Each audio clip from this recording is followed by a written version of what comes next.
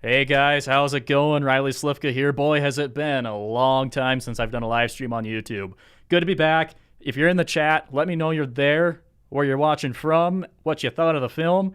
We will get around to doing a couple questions, whatever you guys want to know about the making of this film, as well as just kind of the farming year here in Montana in general. So it's great to be back here. But here's the thing, I am not the only one that's going to be on this live stream tonight. We have two very special guests from the Montana Wheat Barley Committee, those guys being Sam Anderson and Jason Laird. You already heard Jason. He narrated the Bone Dry film, did an excellent job at that. Anyway, let's go ahead and switch over to the Zoom camera angle here, and there's Jason right there. Jason, how's it going? Doing well so far, Riley. How about you? Are you settling in after the premiere there?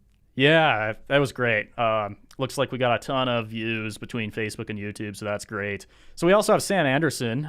Sam, do you want to go ahead and introduce yourself, what you do, who you are? We'll go from there.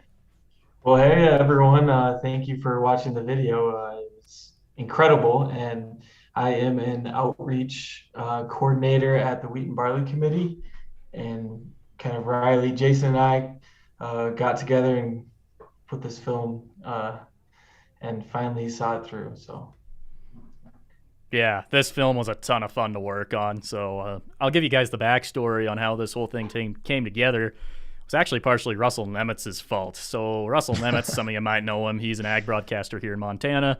You see him everywhere. He's good at what he does.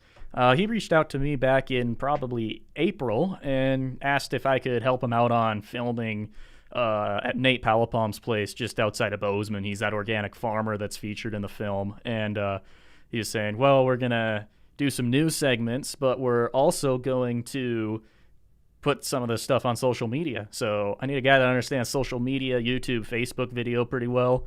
And then I'll take that footage and basically share it to, television and radio. So that's what we did. We did these kind of little, wheat and barley committee and post-crop committee update segments throughout the year. And a lot of you guys probably already saw that stuff. Well, towards the end of the year, kind of discussing it with everybody, we decided, let's turn this thing into a film, because we had some excellent content from these short little snippets. Let's get all of this put together and tell the story of the whole year here in Montana. So that's what we did. We made it into a film, and very satisfied with what we got. Would you guys say so? Yeah, definitely. I mean, I don't think there would be a better way to tell producer stories than by, literally getting boots on the ground and, talking with these folks one-on-one. And as you said, Riley, I mean, it, started so simply, right? Just crop reports. And then next thing you know, all of a sudden we've got some pretty epic stories to tell coming out of, a very, very severe drought here throughout Montana, and really turned into a good documentary film. And maybe, Sam, you can kind of touch on a little bit of the overall importance of these crop dates when it comes to crop updates, I should say, when it comes to, foreign buyers, and the importance of having that communication line to these folks, and how a documentary like this just is so crucial, especially in a time of COVID, when we can't, have boots on the ground here in Montana. We have to have a way to literally share the stories, share the crop updates with all of our foreign buyers. So maybe you can kind of talk on that a little bit, and just the importance of having this virtual way of sharing what's going on here in Montana. yeah, typically the Wheat and Barley Committee will see over 100 people coming from overseas to visit and actually see the crop, see the quality, and make buying decisions on that. Because of COVID, we pivoted quickly and made these short, quick YouTube videos that when we have Zoom conversations with them, we can show those to kind of give a break and give you a real visual of what's been going on within the state. And we've seen huge success with them. We're going to continue to do them. forever, and we've seen about sometimes over 1,000 people are watching some of those overseas quality calls. So very, very excited about this and to see what can be done in the future with this. Yeah, for sure. I mean, I was super excited to, just work on this project. It's just awesome being able to tell the story of Montana agriculture and do some travel around the state as well. You might have seen through this film. This is a really diverse state that we're in here. I mean, some of these farms in the valleys, the mountain valleys in western Montana, are vastly different from going out to Plentywood, where everything is 10, 20,000 acre farms and very advanced post-crop production over there as well. So, yeah, each part of the state has its own niche in agriculture. And it's not just, cow, calf, and wheat anymore. So many of these crops have taken off. Like, wheat and barley here in Montana are still, that's kind of our bread and butter out here. But we're seeing lots of other rotation crops pop up in the state here. So, yeah, excellent to see, for sure. So we do have a comment in the YouTube chat here. I'll go ahead and read that off for you guys here. By the way, feel free to comment on YouTube, and we'll read all these off here tonight. This one's from Montana Organic Association, saying, "Well done. It was great to see Nate Powell-Palm. He's the first guy in that video. It's been such a tough year. This is a beautiful tribute to the hard work, heartache, and hope of Montana farmers and ranchers." It's a good comment right there. Yeah, that really sums it up. Yeah, it really does. Really does. Awesome. So, yeah, like I said, give us some comments.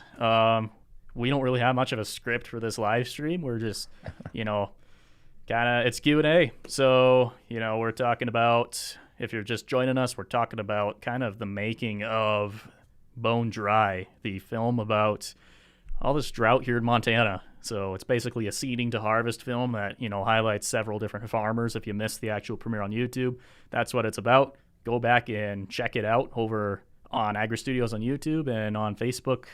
Well, heck, it's everywhere on Facebook. Who all posted it on Facebook? I can't even keep track anymore. Let me try to rail them off. Okay, Wheat Marketing Center, U.S. Wheat Associates, U.S. Grains Council, U.S. Grains Council Mexico, the Department of Agriculture, Think Barley from the Northern Crops Institute. I think the Northern Crops Institute did as well, and then the Department of Ag, if I didn't already say that. That's a lot. Oh, that's fantastic. So you can find it at any of those pages. There we go. So hopefully it just pops up somewhere on Facebook for you. So right.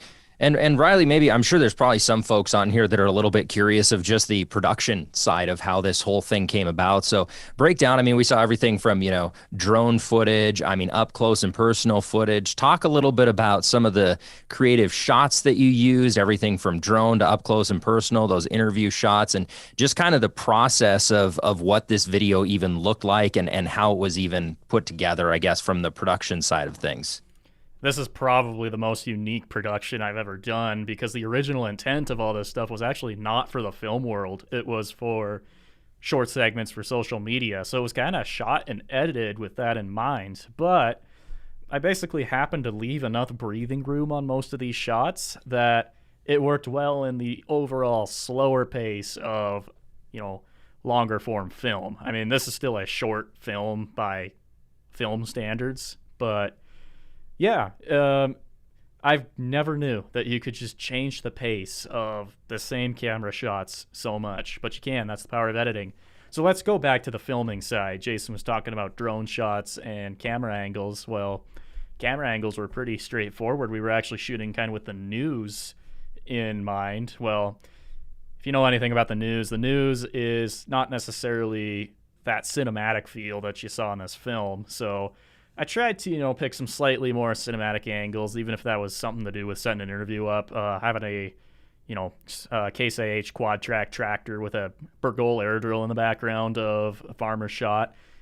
That's a pretty awesome backdrop for an interview. So we tried to get creative with those whenever we could, weather permitting.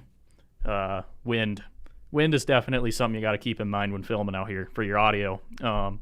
So lavalier mics for pretty much all the interviews. That's about the only thing you can use when you're outside, not in a super controlled environment, for those of you who are audio nerds. So, and then from that, just close-up shots of crops, going through seed, digging in the soil, in the tractor. I try and get as much in the tractor as I can. And then the drone shots is what takes this whole thing to a different level. And the drone that 90% of this project was shot on is this little guy right here, believe it or not. These little things can kick out 5K images. It's pretty impressive. So that's how far drone techs come. And yeah, just, take one of these off whenever it's convenient and get some establishing shots with the drones. You'll notice, like, as we went into each chapter of this film, we started with a drone shot, establishing shots. That's what those are called. Drones do an excellent job at those. But we didn't just do that with the drone. I also get a little up close with farm equipment. So these guys are great at tracking farm equipment. And anyone that is a farm YouTuber or just, has one and likes to post videos for fun knows this. These drones, it's so much easier to film farm equipment with one of these where you can chase a given piece of equipment than it is being on the ground with a ground camera rig. So drones are awesome. Get one for sure. Yeah, that's pretty much it. You just, collect a variety of different images. And the interview, I've never shot an interview where I haven't been able to get anything out of it. Questions don't matter that much, just as long as you're on the right general track and, ask some just kind of broad questions, and usually your talent just starts talking. And then you get some good sound bites. Little pro tip, the best sound bites are always at the end. If you ask, is there anything else you'd like to say before we close out? That is where I get some of those best answers. Like the ones that we see at the end of the video. So yeah, that's a really long-winded answer to that question. I'm going to go back to the comments here again because I see a couple have come in. Let's read some comments. Okay, looks like we've got John Brown, just hello, your neighbor up in Alberta. And I've noticed quite a few people from Canada have tuned in tonight. That's awesome. So a little fun fact, I always like to say that Montana farming is more like Canada than anywhere else in the U.S. And it's just because we're in a similar climate region and grow a lot of similar crops, especially now that things like canola are taking off a little more so down here. So Canada, it's an awesome place. They're just, as far as what Canada's able to do, it's awesome. In the U.S., it's a lot of corn and beans, so people like us get forgotten a lot when it comes to ag media out here. It's 90% corn and beans in terms of any media source covering ag here in the U.S. So, like us, Washington, the whole wheat belt. Yeah. Sometimes we're forgotten, and that's why I love doing these kinds of projects. It puts us right on the map.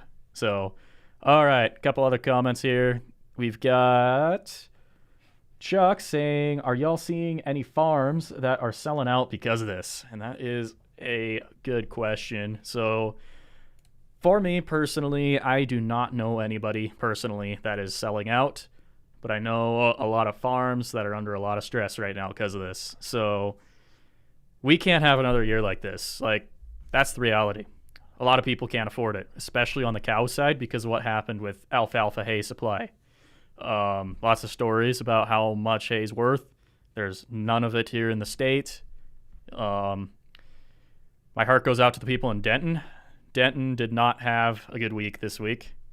I guess that was last week technically. They had a fire that hit that town, and it basically ran right into the grain elevators there in town, set the grain elevators on fire, and those grain elevators started spotting and setting houses on fire. So Denton lost about 20 houses and other structures in the town, and a couple farmyards, it sounds like. And I don't know specifically who over in Denton. Denton's a neighboring community to where I grew up, by the way. But that's a really sad issue. So they're getting a lot of support. That community's really come together. They're going to be all right. A lot of those guys are going to rebuild, but that makes a tough situation even worse if you're in ag. So, yeah. So if you rewind, like, look at March of last year, winter wheat and spring wheat prices were around $5. And for some producers, the price jumped up $1 and they were saying, okay, I'm going to sell. I'm going to sell a portion of my harvest now. And to find out that the drought continued to persist, prices continued to rise. Spring wheat prices are at $10 now, and winter wheat's around 8 or 9. And the people who sold a lot of their crop when it hit the $6 mark and then maybe didn't get insurance, they're gonna be really struggling. So definitely keep those guys in mind. And insurance is a great choice as a producer. Yeah, for sure. I feel like insurance is one of those things that you don't think about a whole lot, and then suddenly you are thinking about it. So I experienced that just with a camera theft that happened to me last month, unfortunately. I mean, we're good. The replacement's right back there to the one that got stolen. So, but insurance, it's important. And this is amplified 100 times in the ag sector where it's such a high risk business to be in. So, okay, I think I see a comment from Montana Organic Association that I skipped over. Read it off real quick. That one saying, so there were some stunning shots. Combine cutting on the edge of the Badlands breaks is memorable. Are there plans for subsequent films to follow up next year? So first of all, I'll address the combine shots of the breaks there. That actually came from a different project that we ported over to this film called Along the Edge. Along the Edge is how I started into video in general, how I got involved with drones in general. So go back 6 years, 2015. I think that's 6 years ago, if I know how to do math. That's kind of when I got a bit of a YouTube following off the ground by filming. That's my family. My parents and even my grandpa out there farm just north of Winifred out there, and it's where I grew up. It's where I go help with harvest every single year, and it's where I film every single year too. Just showing unique country where wheat and barley, some of these other crops come from, and sharing that out on YouTube. So that's how that all got started. And follow up to your question was follow up films next year. I think we just might have to do another one of these next year. It's going to be really hard to top this one, though. But Wheat and Barley Committee's been great. I think even these little update segments that they do have been awesome. So hopefully they agree. No, it's been great working with these guys. So no, it's been a fun time. I mean, I kind of came in at the end of the project there, obviously, but ultimately going back to what we do here at the Wheat and Barley Committee, I mean, our whole job is maintaining those trade relationships and building new relationships overseas. And as we talked about earlier on this feed, not being able to go visit potential buyers or host those potential buyers here in Montana, we have to have a engaging way to, share what we've got going on here in Montana with, again, current buyers and potential buyers. And frankly, there's really no better way than video to show them and really tell these producer stories. So one way or another, there's definitely going to be more videos in the mix.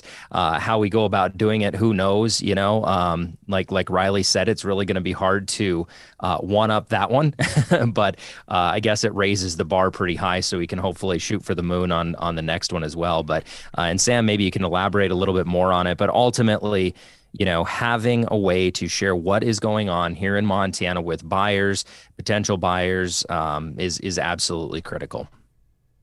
Yeah, one of the things that I think we're going to have in the pipeline for sure is we have 7 directors who are volunteers on our committee, and they have really unique stories of why they are choosing to be volunteering on our committee. It takes a lot of time out of their day, and they all are wheat and barley producers, and we want to showcase that, as well as showcase the quality that's coming through every week. We're posting articles up on our website about what the crop conditions are looking like, but also we want to continue to do those videos because you really get a good visual. Riley, you want to comment on the webcam at all? Another project. Yeah. So that's been an interesting project. I've got a YouTube video, kind of a vlog on getting that set up, but Sam had the most interesting idea that he brought up one day. It's like, can we do a 24/7 live stream of a wheat field or barley field? And then set it up at basically one of MSU's research stations. And it's kind of one of those deals where I'm like, well, it's not really what I normally do at all. But you know what? Let's do that, and let's do it even better than what was originally expected. Let's make it an actual live experience. Let's get some facts about wheat in there. Let's get current weather plugged in.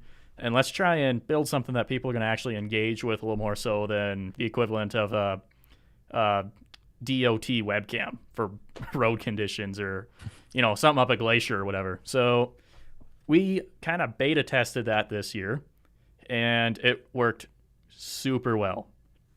Couple things I learned from that whole deal. Number one, solar power and cameras. There's a lot more into that than I originally thought. The amount of power that a camera draws when it is consistently streaming 30 FPS 24/7, it's a lot. So we had to spend quite a bit of money on just a solar panel system to power that camera since it wasn't near any, commercial power or anything like that. And then we had to get that thing connected to the internet on top of that. And cell service while streaming video? Nope. That is not going to work. So we had to shoot Wi-Fi about a mile back to MSU's network using some fancy Ubiquity gear, and heck, worked better than I expected. I think I streamed that camera to YouTube for 3 months straight, and it never crashed once. So that is a project that we will be following up on next year. I have no idea what particular direction we're going to take it, other than it's going to be better next year. We're going to actually share it around a little bit more. But yeah, that was an awesome project. Props to Sam for, kind of originally making that happen. And yeah, Jason for, maybe coming up with some new ideas for this thing next year. So yeah, my goal is wildlife. We've got to find some wildlife at some point or another. For sure. Yeah, we're talking about ideas of like what if we get mountains in the background of this thing and pitch it to tourism as well. I mean, right. Montana's got two top industries. We've got ag, and then we've got tourism. So those are the top two right there. Why not combine them into something? Why not take this tourism industry and basically incorporate a sector of ag into that tourism industry? We see this with, agritourism. That's kind of, people opening up their farms for people to go visit.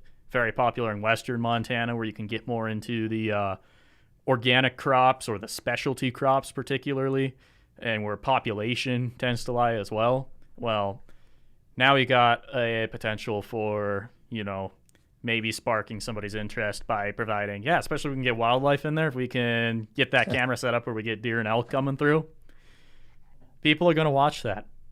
And they're also going to look at that lower third and the bottom, and they're going to learn a thing or two about all this wheat that's in the middle of the camera shot that all the elk are going through or whatever.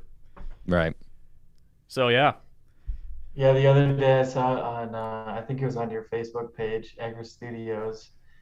There's live links out there that you can type in a comment and something will happen on the video. Like water would squirt into like a Farmer Derek. A thing where cows can drink out of it. It was really cool. That's kind of like the mad scientist idea. I don't know what it would be, but it's a cool idea.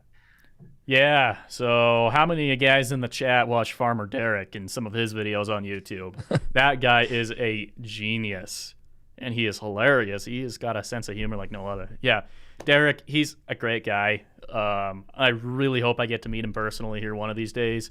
Started off years and years ago by making these viral, he does parodies of basically anything that's popular these days. Been doing it since 2012, and so he's got this live stream thing going on where he partnered with a guy in California that does code and put a bunch of servo motors in his tractor, like mounted this device to a steering wheel, kind of similar to an easy steer.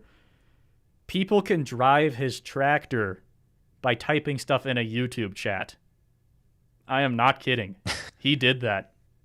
That's a little concerning, don't you think? Yeah, the tractor doesn't go any faster than 5 mile an hour, and he sits in the tractor while people do it. But yeah, he's got a laptop mounted in that tractor, Wow. connected to cell service, and then he live streams that back to whoever's controlling it, and people drive his tractor. He hosted this kind of competition, I guess, of so the Welkers, everyone knows the Welkers, and then Millennial Farmer. He got those two heading, like, they both ran a tractor obstacle course, and he filmed it all. And they drove the tractor by typing on their keyboard for which direction the tractor goes, and throttle control as well. Yeah, it's nuts. And so now he's doing this. He has an owl camera that he put up where it's pointed at an owl nest. That's pretty cool. And then he's got You Feed the Cows, where you send a super chat in. That's like donating a couple bucks over to him, and then it basically runs feed out down a trough for cows. Calves, usually yearlings, Yeah, so cool guy. Live streaming, I think there's a lot of potential with the interactivity portion of it. So if I can find somebody who knows computer code, it'd be pretty cool to do. Although we generally don't have, this is the Wheat and Barley Committee. So animals like cows, yeah, that makes it more interesting. But if we can get wildlife interaction, that would be awesome. Okay, well, I'm going to read a comment from the chat. By the way, if you guys are just joining us, this is a Q&A session for the video that we just dropped on Iger Studios YouTube here a little bit ago. And we're talking about that film and a little bit of what this Montana Wheat and Barley Committee does. Pretty interesting stuff. Going over to the comment section here, we got Lewis from Ireland. Wow, it's pretty late over in Ireland. Thanks for joining us. So it'd be so cool to see how you guys are able to farm during such dry conditions. Well, you can definitely see it in the film right there. We just do it. That's kind of the short answer to that. I mean, yeah, there's a little bit of strategy that goes into, well, if you know it's going to be a drought soon enough, which unfortunately in this circumstance we didn't, maybe you can save a little bit on inputs and kind of change your input strategy. But yeah, other than that, it's just getting through it, I guess. Right. Well, and it's really a testament to, Montana producers and frankly, what we do here at the Wheat and Barley Committee. We invest in research. And ultimately, if it wasn't for that research and that continued support of, various breeding programs and whatnot, we wouldn't have the superior crops. We wouldn't have the superior sustainability and strong farming practices we would. So that's a huge focus of ours here at the Wheat and Barley Committee is making sure that, farmers that contribute to that checkoff dollar, that they're getting the return on the investment. We're putting those dollars in the places that they need to be and continuing to fund solid research to make sure that, we are able to farm and continue to, progress in these extremely dry conditions, because frankly, they're not going to get any better. They're not going to change. I mean, we all know things trend up and down, but ultimately it's something that, our legacy farmers have been doing for literally 100 plus years is farming in these extremely dry conditions and making a go of it. But they've not only made a go of it, they've also produced a superior product. So that's something we're very proud of. And again, here at the Wheat and Barley Committee, we really, focus on continuing to improve those already superior crops throughout the world. Yeah, there's an old saying around Montana that if you seed in the dust, your bin will bust. So, you got to remain optimistic even when you're seeding in dry conditions, because actually it can result in sometimes really great yields. And, you only need a couple inches of rain to raise wheat, really high quality wheat. It just has to be at the right time. This year, it wasn't good for a lot of people. About 50% of our production was lost due to drought this year. Yeah, that's a lot right there. But that's the reality. Some places didn't do too terrible. I mean, this is even on an on-farm basis, like even out in Winifred on our place, some fields, they're okay. If you fallowed out the year before, if you seeded back from fallow the previous year, those crops, particularly if they were wheat or barley, were all right. If you grew a pulse crop this year, or if you reseeded a field that wasn't fallowed, probably didn't have good luck. There were some fields that you did not harvest at all. There were some fields that you harvested and didn't get much off of. And Montana is not alone in this issue, by the way, guys. We already had people mention this went up into Canada, and I believe, didn't it kind of go over into the Dakotas a little bit too, and maybe the other way too? Yeah, it did, yes.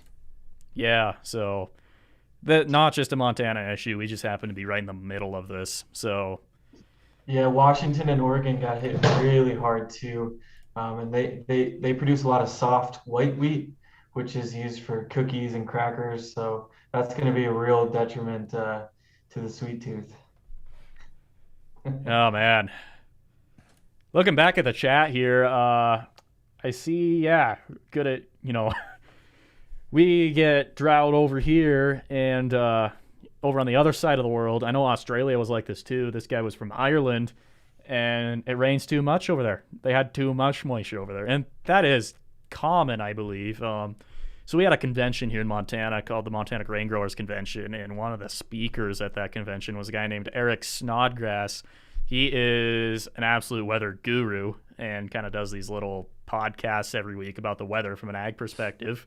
And he's talking about, jet streams, I guess, play a huge role in this. And, Montana happened to be on top of and in the middle of this, system that was diverting all the moisture away from us. And I believe Jason should know a thing or two about this. That means the jet stream was not on top of us, right? Well, it was one of them. So that's my background as meteorology. Before I joined the Wheat and Barley Committee, I was a TV meteorologist. And so basically what we had going on is we have a La Nina pattern, weather pattern. Normally when you have a La Nina weather pattern, and again, there's nothing normal with weather, but we'll call it generally, you have colder and wetter winters, generally. But what happened this summer is we had high pressure blocking, and it really basically put a big, massive bump in the polar jet, and it dropped the subtropical jet overhead. So recently, on top of the drought, we've been extremely windy because we've had almost a straight, west to east direction of the subtropical jet. And we've had little baby weather disturbances coming through on top of that have just only increased the wind and the drought conditions. So where, Eric was talking about is that polar jet. What we're looking for right now going into winter is for that polar jet to drop down, for that high pressure to kind of break a bit, and for that polar jet to drop down, which is going to funnel that Arctic air down into Montana and help to kick off some of that upper level moisture that's in the atmosphere. We really haven't had, especially over the last couple of months, a real lacking in atmospheric moisture. It's just the low level moisture has been all burned up by that subtropical jet, and that upper level moisture really hasn't had anything to kick it off into snow or rain. If you notice, the West Coast here over the past couple of weeks has been really, really rainy. However, on the leeward side of the mountains, we've been bone dry, and that's all because, again, that subtropical jet camped right over top of Montana, and we haven't seen that polar jet drop down yet. But this last week, fingers crossed, may have been a bit of a turning point for us in the simple fact that we had a couple decent weather fronts move through, which are starting to allow for that cold Arctic air in Canada to drop down, which in theory should mix in with that moisture moving in off of the North Pacific. So that may have been more of a nerdy weather answer than what you wanted, Riley, but at least kind of gives you an idea of what's going on. So long story short, we've been in a La Nina weather pattern for the past 2 years. This year's looking more aggressive. The big changer this year, though, is we have cold water to work with off of the North Pacific, which helps with a lot of various things, not to go down a rabbit hole. But fingers crossed, I think that we'll be all right this winter. But again, that does raise the question, is there going to be enough moisture this winter to bring us out of, a 6 to 7 inch soil deficit? That's the question. So that's still a little bit up in the air, but I do have my fingers crossed that we'll be cold and snowy here over the next couple of months in Montana. There we go. That's the weather right there with your very own Jason Laird. So, yeah, that was awesome. So, well, not the weather conditions. That was not awesome. But, yeah, cool. We are at the 37-minute mark. Man, we've already been on here for 37 minutes. Cool. Well, we'll stick around, probably maybe a little bit longer, and then we'll have to close it out here. But now's the time. If you have any questions about farming here in Montana, if you have any questions about that film that we just watched a little while back, how it was made, maybe a little bit about the people that were in that film as well, now is the time to drop those in the chat over here on YouTube. So it's a Q&A session. We got Sam Anderson and Jason Laird from the Montana Wheat and Barley Committee in here with us, and it's been a good time. So yeah, awesome project as well, and not an awesome year. Hey, well, we got 2 inches of snow yesterday. Which amounts to what? We'll look on the positive now. So a little bit of snow across the state. I actually think up north maybe got a little bit more than the southern portion of the state. So, that was good. If we can keep that snow moisture going, that'd be great. I was getting a little worried there for a second. Some of you guys might know that last week we were in almost 70 degrees temperature-wise. 70 degrees in December. Okay? That's not normal. That's not Montana. We should be more like, negative 20. Yeah, usually that's more of a January, February thing out here, but still, the weather has just been flat out odd this year.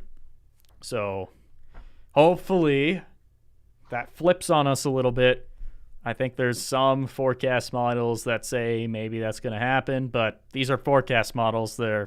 We'll see what actually happens. Right. Yeah. Educated guess is the best way to describe a forecast model. They're getting better. They're getting better by the day, which is good.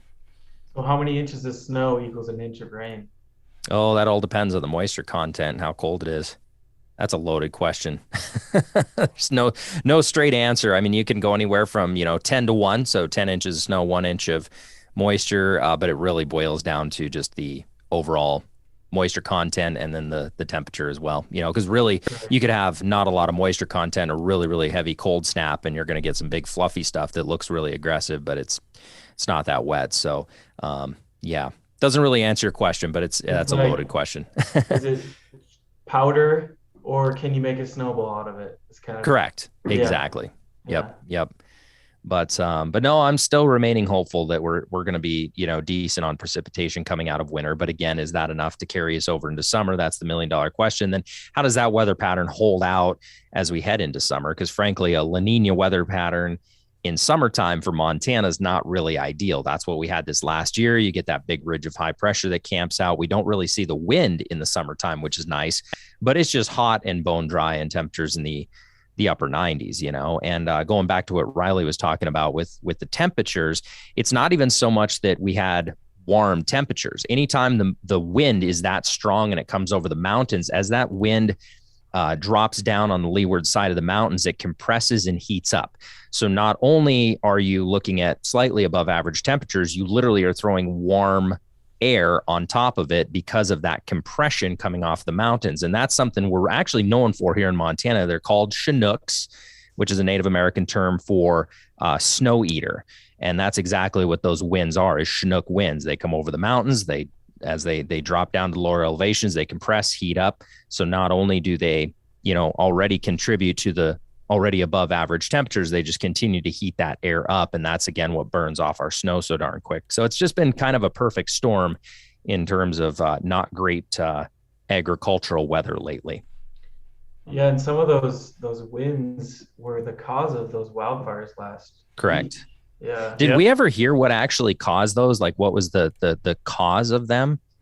I mean, obviously the wind was what spread them, but I don't know if there was an official cause or not. Yeah, so I don't know if this is official yet. It always seems like there's a lot of time that passes by before, like, you see on, the incident site for Montana, Right. What that cause was. Power lines. Power lines for the Denton one. I heard a rumor on power lines for the Gibson one, but don't know if that's true. Gotcha. But lots and lots of people saying, well, power lines would have done that Denton Sure. one. A lot of people are saying the power poles fell over. I don't think that happened. I think all you need to have happen is those lines to kind of, spark together just for a Sure. split second. And they're going to spark. They're going to create an arc when they do that. You create an arc, you have sparks that fall to the ground. And Yep. there you go. Got yourself a grass fire pretty quick when you have a 60 mile an hour Right. wind with 80 mile an hour gusts. So Right. Well, if you think about it, a trailer chain can start a fire. Literally a trailer chain just dropping down on the interstate, throwing sparks into the burrow pit, that can start a fire. So you can imagine, a decent shower of sparks coming off of a power line. And that's not to be, that's to be expected when you have, 60 to 80 mile an hour crosswinds. I think we got up to like 100 mile per hour crosswinds in some areas, north central Montana. So it was aggressive, needless to say. And that's, again, all thanks to subtropical jet over top. And then on top of it, we also had a couple of little baby cold fronts coming through that just instigated more wind. There we go. Well, guess what, guys? I have a quick update on the just what we're doing for views here on the film. Got about 221 over on YouTube, so that's great to see, and that is certainly climbing. Over on Facebook, doing pretty well over here as well. So 360 on Facebook. So thank you guys for watching that. That's excellent to see. Looking forward to see where this goes in the future for sure. So thanks, Montana Wheat and Barley Committee, once again. They're the ones that made this happen, guys. It wasn't all me.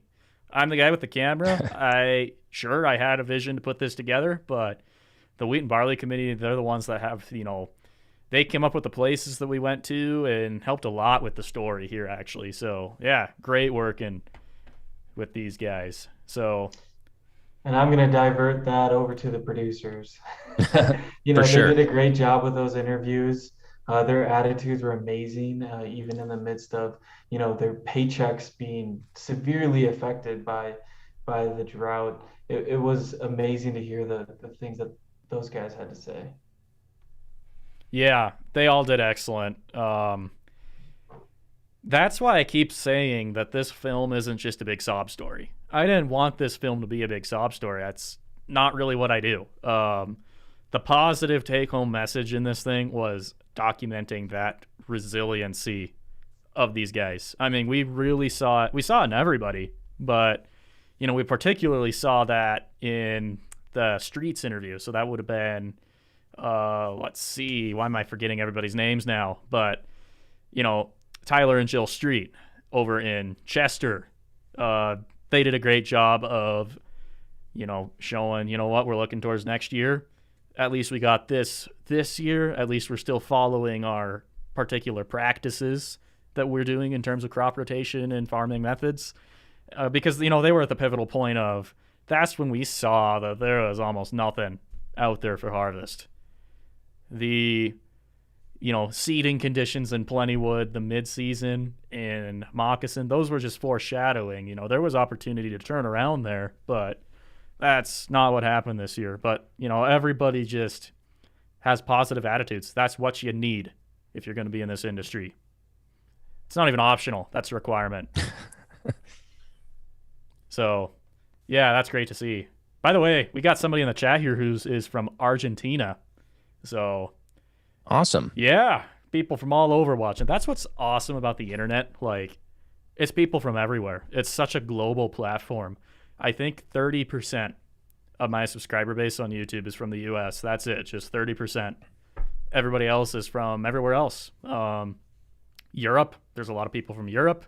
It's the middle of the night in Europe right now, so none of them are on this live stream. But, I think we're going to get a lot of comments from over there maybe tomorrow when they watch the Bone Dry film. So it's just cool to see, the diversity of people who are not just interested in what things are like out here in Montana, in the United States, but, we're interested in how other people farm overseas. It's so vastly different depending on what country you're in. And there's so many factors why. There's cultural factors, there's weather-related factors, whatever you got for soil in given parts of the world.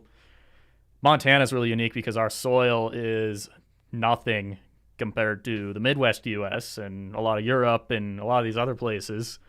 It's amazing what farmers do and what we can grow out here off of this soil that we have out here. It's pretty interesting. So, all right. Well, last call for comments in the chat. We'll probably have to close this out before too long, so we don't drag it on too long for Jason and Sam over here. I have a tendency to stream for up to 3 hours sometimes, so that won't be us today. We got this Les Slifka character in the chat, I see. Well done. Thank you for all the info. Pray for better to come, for sure. That's my grandpa, by the way. So Love it. if you're wondering what the target audience on YouTube is, it's everybody. It's amazing how many of it's just people in general are no longer really watching cable TV that much. They're jumping onto platforms like YouTube just because the content over here is so much more organic. And these farmers that carry cameras with them every day and document what they do on a day-to-day basis, super interesting to watch if you have the time to do that. So, yeah. Well, we got somebody in Silicon Valley. Michael Kimball, welcome.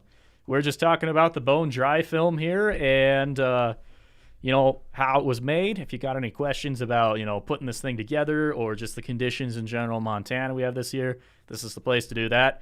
It's not just me here, but we've also got Sam Anderson and Jason Laird, both from the Montana Wheat and Barley Committee.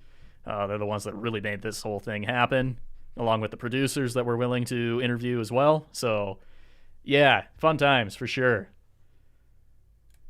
For sure. Yeah, back to the Argentina, they raise a lot of wheat. And I imagine they're mid-season right now. Am I wrong on that, Jason? Do you know? When is their summer end? Yeah, because that's they're going into it right now. Because it's getting warm down there now. Yeah, Yeah, they should be in full swing. Sure. Well, they're our competitor, but yeah, that's so always the thing. welcome. We always kind of have this rivalry between all these small grain producing countries. So, yeah, it's always interesting. Like right now, let's look at spring wheat here. Spring wheat is gone way up in price, which is great to see. Well, there's a reason it's gone way up in price. It's because there's not enough of it in the world.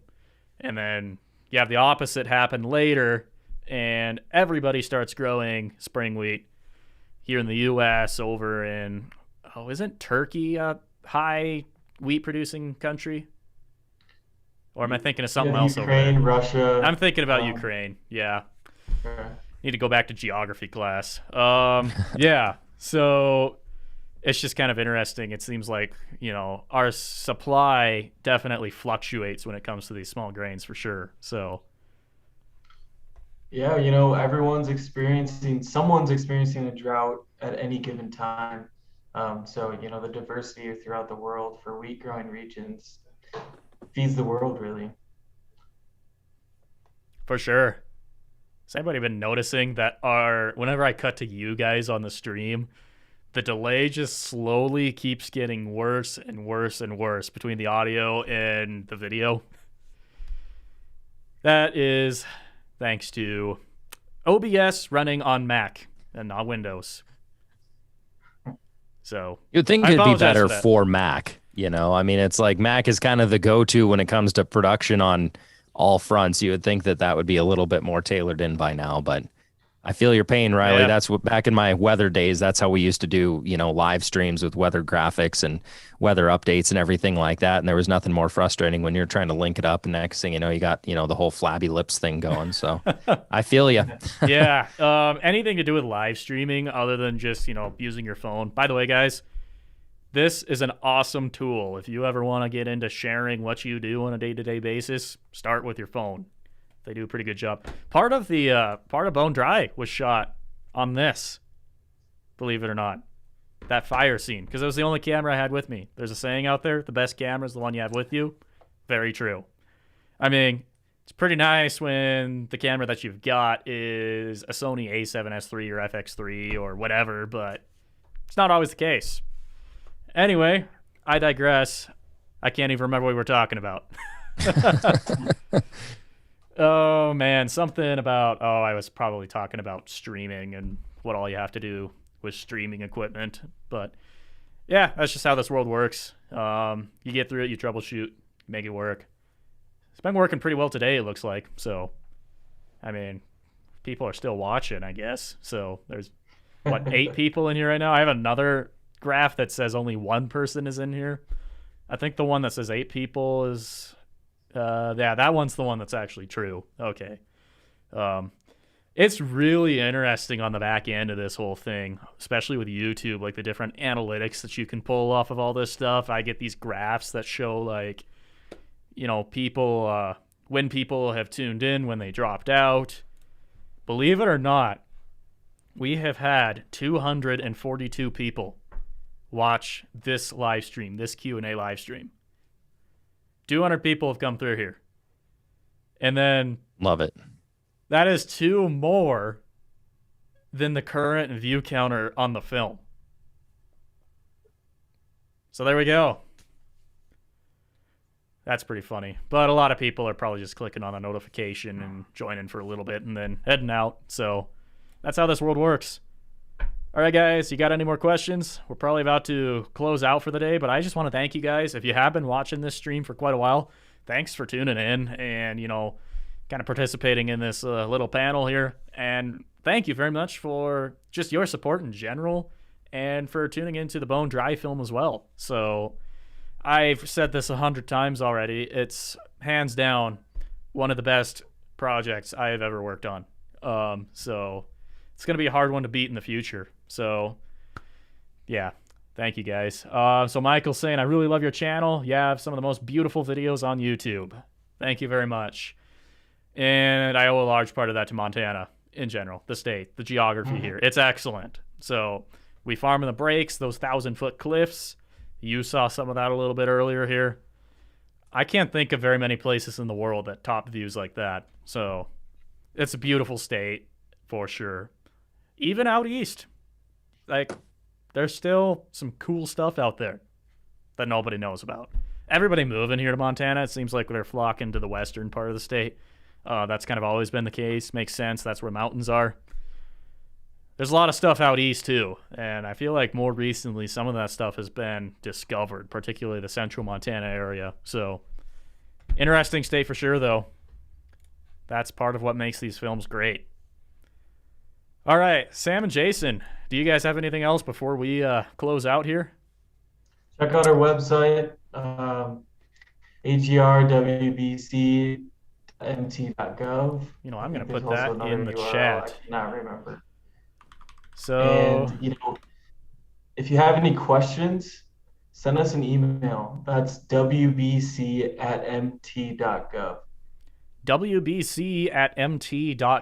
That is the email address for the Wheat and Barley Committee if you want to ask them any questions about, well, anything really. And check out their website. Definitely do that. They have a lot of stuff that you can read up on. More videos too on their on their website. So definitely a place you should go check out. Sam, don't you write a kind of a blog post every week over there?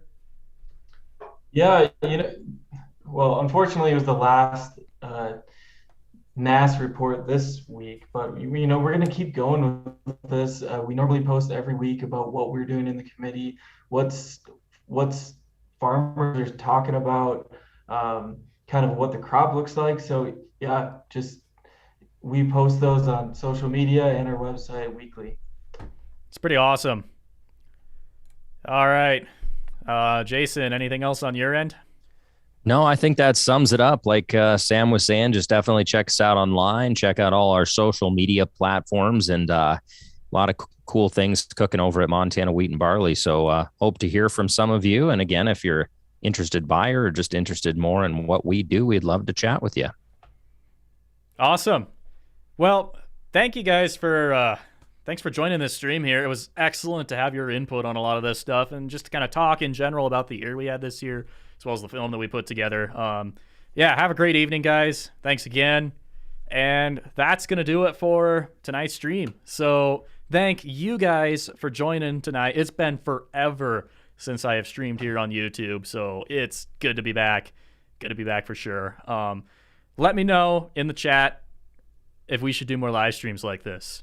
I mean, there's tons of people that we can invite on this sort of thing. Started off as a podcast even. So if this is something that you like watching, let me know in the comments section if you're coming back watching this later. Otherwise, that's all I've got. So, wherever you are watching in the world tonight, have a great night.